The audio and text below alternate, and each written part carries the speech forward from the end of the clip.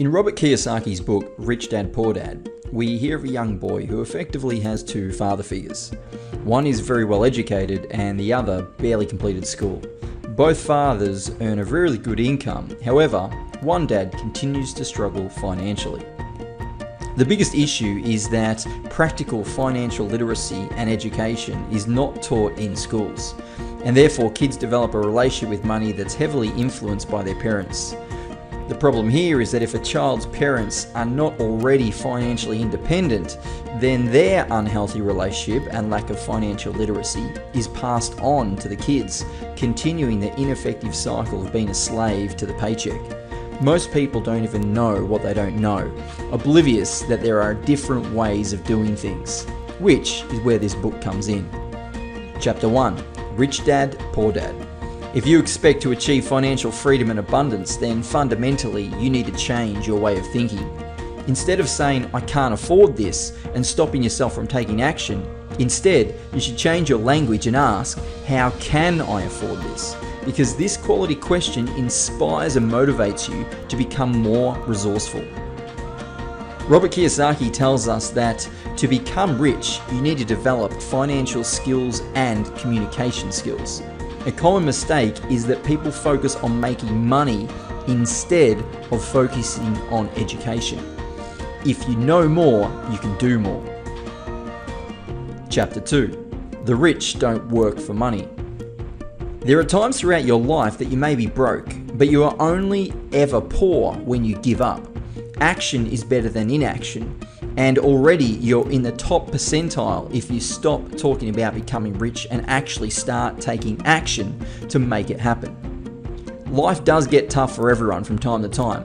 Some people give up when they face adversity, they retreat to their comfort zones, they're terrified of taking risks, they wait for other things to change and end up being a slave to money and their job. But then there are people who recognize that when facing adversity, that it's themselves that needs to change. They actively seek out the hidden lessons in what's happening to help them grow wise and wealthy and move on with life. Having a job is a short-term solution, making money each week or month as long as you turn up, to a long-term problem, to live a financially free and abundant life.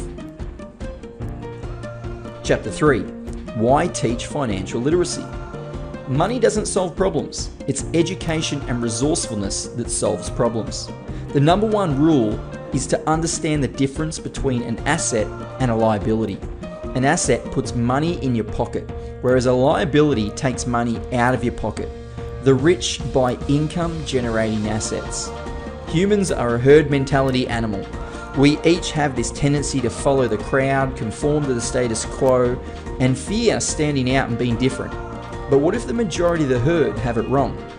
The rich look for opportunities, knowing that the greatest losses are from missed opportunities. Chapter 4. Mind your own business.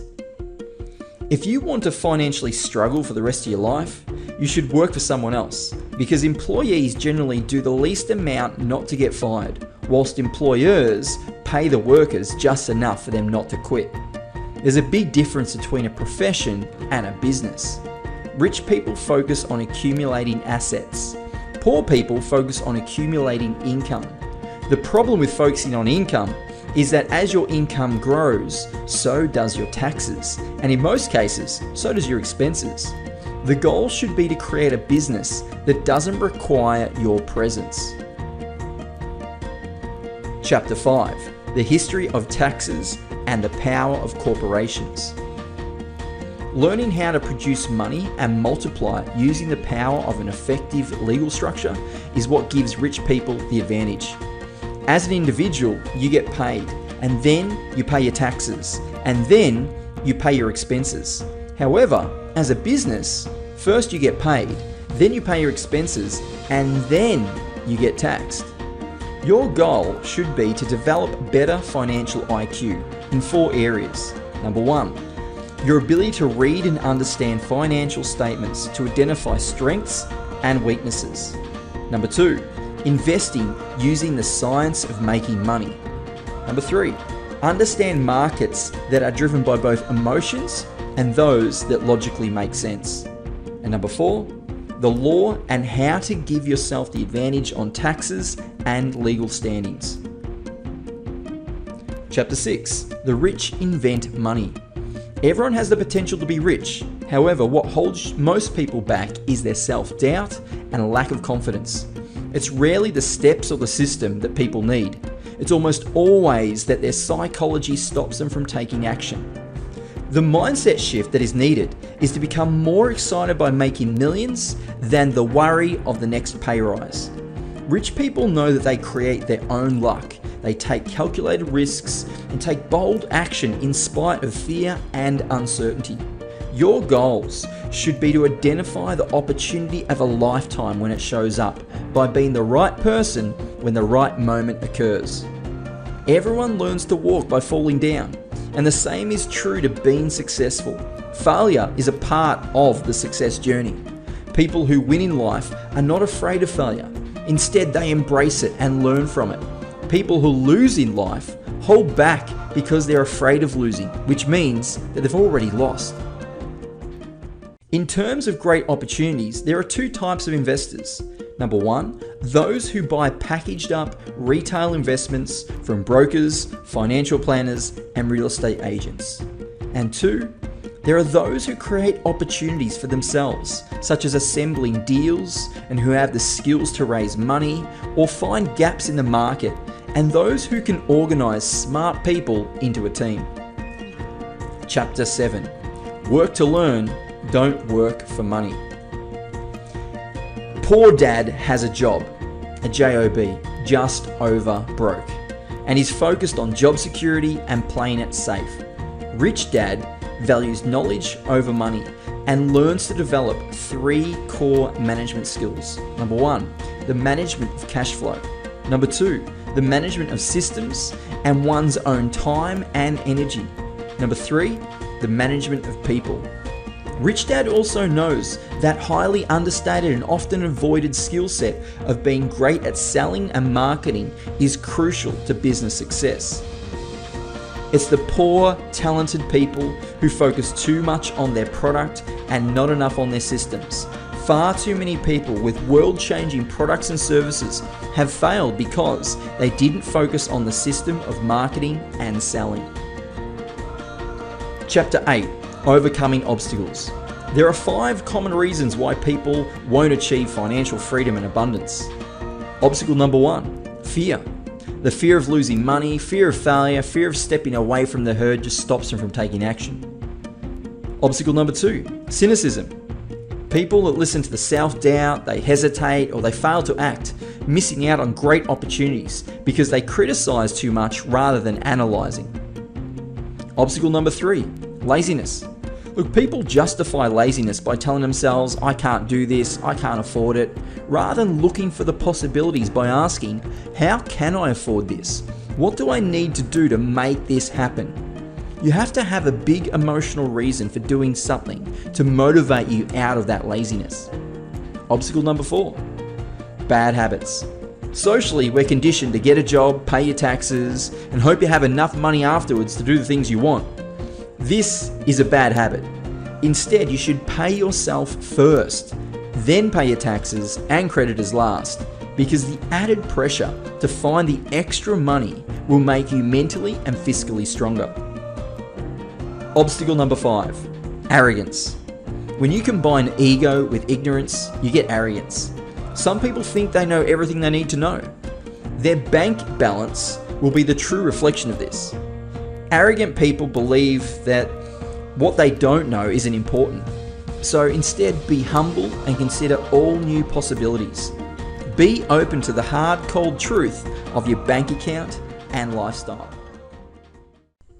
Chapter number 9, getting started. There are 10 steps to developing your financial genius. Number 1, the power of spirit. Have a reason to take action that is greater than the reality by being clear on your emotionally charged long-term vision. Step number 2, the power of choice. You always have a choice, whether you choose to think that working on your financial freedom is too much of a hassle, or whether investing in your education is worthwhile. Your financial success is always based upon your choices. Step number 3, The power of association. Choose your friends carefully because you will be influenced by them. Don't listen to poor or frightened people. Instead, seek out people that know more than you, who do more than you, and who can hold you to a higher standard. Step number 4, the power of learning quickly. Focus on one area of learning, master it, and then move on to another area. Remember, you become what you study. Step number 5, the power of self-discipline. Pay yourself first. Develop emotional control and fortitude, and stay the course. Step number 6, the power of good advice. Pay your money-making advisors really well because they give you access to even more opportunities in the future. Step number 7, the power of getting something for nothing. When buying an asset, always ask, how fast can I get my money back? Step number 8, the power of focus. Avoid distractions and temptations and focus on making money work for you. Use your desire to consume to fuel your motivation to develop your financial genius. Step number 9, the power of myth. Use the identity of role models to initiate power learning by emulating what they would do. Step number 10, the power of giving. If you want something, first learn to give it. Be generous with what you have, and the powers will be generous back to you. Chapter number 10. Still want more? Look, the next steps are to assess what's working for you and what's not working for you. Consider new investing ideas and take immediate action. Look for someone to model and emulate to increase your likelihood of achieving the success you want, and keep learning about finance